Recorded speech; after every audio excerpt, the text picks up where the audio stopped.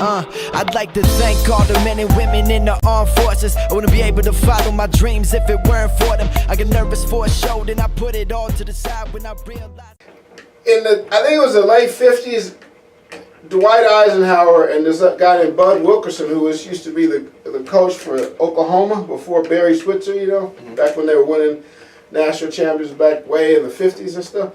Well, they came up with the President's Council Physical Fitness Test. And so basically it was like all these numbers that if you did this, then you were in this percentile, and if you did this, you were in this percentile and all that. And so all that did was it moved any kind of connection with your body away from your body and out towards those numbers. And if you hit those numbers, then you're okay. And I've talked to some of my clients who went through that, and they just did whatever. They even sometimes lied and told the teacher that, hey, well, we did this. They made it up with the people that they were with. And so we all agree we're going to do 25 sit-ups. That helps us pass the test. And so then that's all it was. It wasn't any real kind of work that they actually did. And anything that connected them to their body and the benefits and the value of doing exercise and how it could have, improve the quality of your life. None of that was there. It was just about the numbers. So basically what you're trying to say is they made this criteria that they thought represented what an average human should be capable of doing, and then people started basically training for that test, right, instead of using that test as a marker of, okay, because I did all of these other exercises, I'm able to perform in this test better. Right.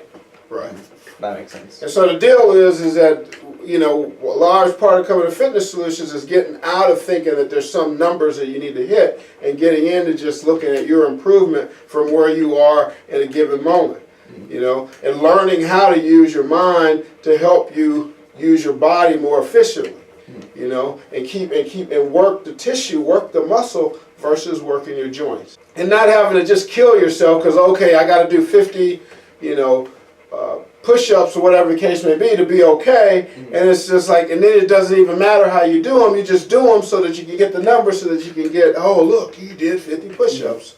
No, it doesn't matter. It's better to do 30 really, really well than 30 and then 20 slow. It's better to do 10 really, really well. It's better to do 5 really, really well. Because the deal is let's say you do 5, and those 5, you were on that tissue. It was like every rep with every degree of movement of your joint and the contractile length, that's kind of a heavy deal, but the contractile, every inch that muscle shortened was under load.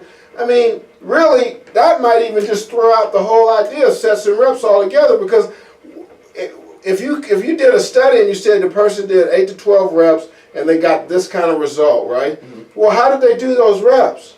How are you measuring that, And could the same thing be done with 5 if you just loaded that tissue and you had that person not just go slow, but get a sense of feeling their body working against that resistance?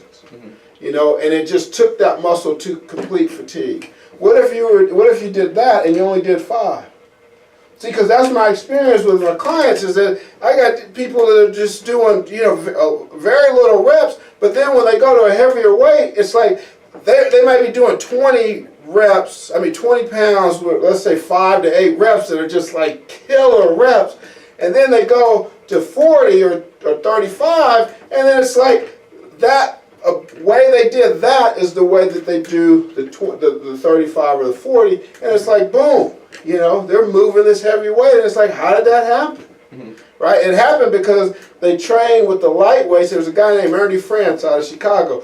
They used to say, lift your light weights like they're heavy so that your heavy weights will feel light. And that's what we do, is that if you lift this light weight like it's a heavy weight, and you learn how to turn the muscle on and push against the load and build tension and do all those kind of things with that, then when you get to a heavier weight, boom, it's there. Trying to get the most fiber recruitment you can get without utilizing a whole bunch of weight.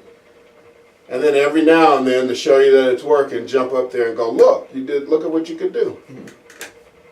And it came out of some really solid training and stuff that didn't beat you up.